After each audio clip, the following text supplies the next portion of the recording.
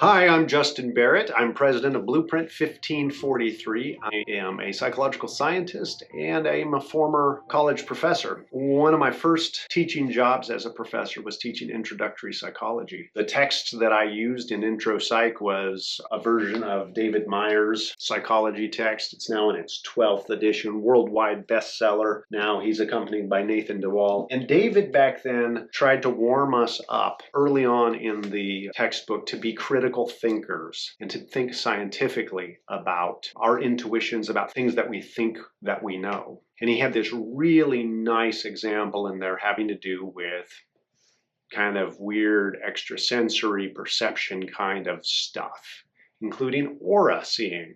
And so actually, strangely, I want to talk about seeing auras today, but really as an illustration of a broader point about how we can think critically, scientifically about evidence, and yet not go so far as to be cynical, in a sense. How do we strike that balance?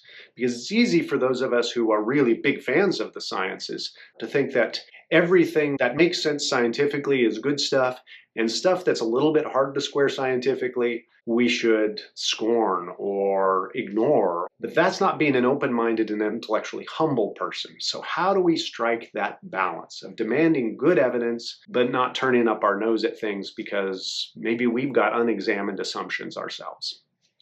So do people really see auras? Lots of people report seeing auras. David Myers in his textbook has this really kind of clever example that was an experiment proposed by James Randi, who is a famous skeptic, who has challenged these ESP people to sort of prove their stuff. And he proposes the following kind of scenario to those who claim to see auras. So aura seeing is often reported as like seeing, I don't know, a glowing light, usually of some color around a person's body, maybe just around their head, maybe around their entire body. That kind of protrudes out from their head an inch or two, kind of like a halo. James Randi's proposal was, well, if you can see this halo or aura around a person, and it moves out past that person from about an inch or 2 inches, then you should be able to see it if the person is standing behind a wall that blocks them, and that extends just barely above their head, because their halo should poke up above the wall or the fence or whatever barrier it is. And so you should be able to point out where the person is standing behind a wall based on seeing their halo alone or their aura. And at least reportedly by David Myers in one of these versions, no one has to date, and I'm not aware of this being updated, no one's been successful in that task. And it makes the skeptics say, ha, see, you're a bunch of frauds. You don't really see auras. But a good scientist keeps an open mind and says, well, let's not be too hasty.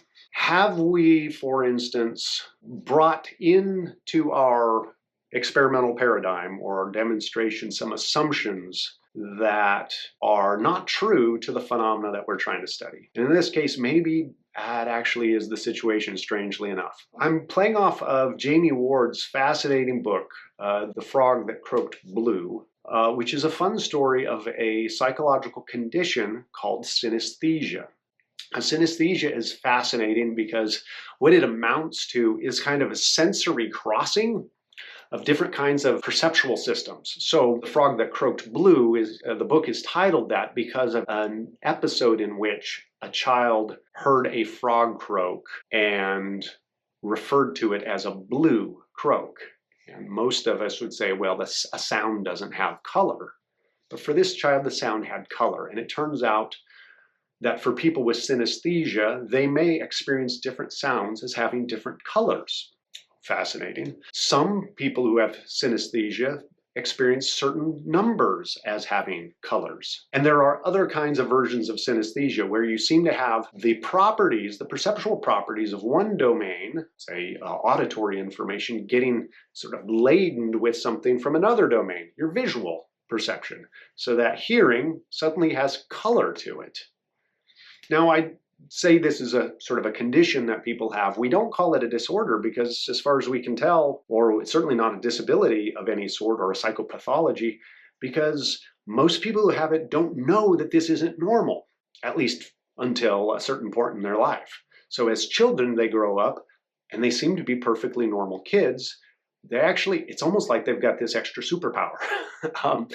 But what keeps it from being too super is that nobody else can really notice it either, except they might make these strange comments about that frog croaked blue, or the number 13 is brown, or whatever strange thing they might say, if they even say it at all.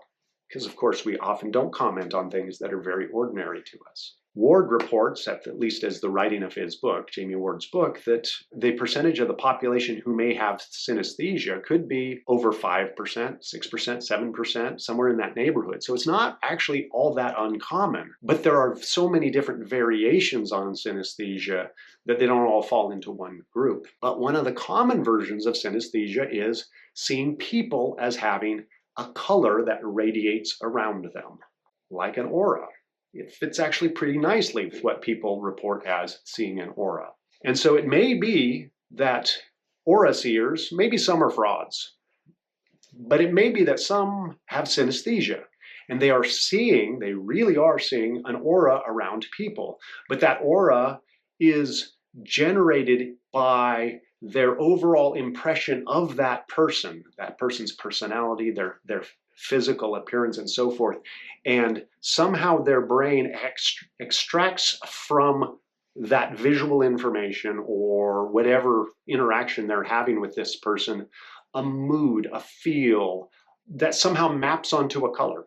And so they experience the color. And the reason why I've put it this way is, at least as Ward reports, that often this aura can change over time. That is, that the aura seer doesn't see the same person's aura as exactly the same all the time, that it may change as they get to know the person. And so then they report that the color of the aura changes, for instance.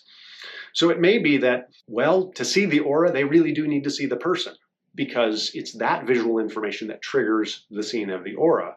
So if I degrade my stimuli, to use the jargon of the field, by putting a wall in front of the person with an aura, I don't see the aura anymore. So of course I can't detect their location, but that doesn't mean I don't see the aura under normal conditions. It's a fascinating possibility. Of course, we don't know that this would apply to everybody who claims to see auras. I don't doubt that there are some charlatans out there who just try to take advantage of people. But what this interesting sort of case, I think, communicates is that while we should be skeptical about really weird stuff, we shouldn't be necessarily cynical about people who really are reporting things that could possibly be experienced.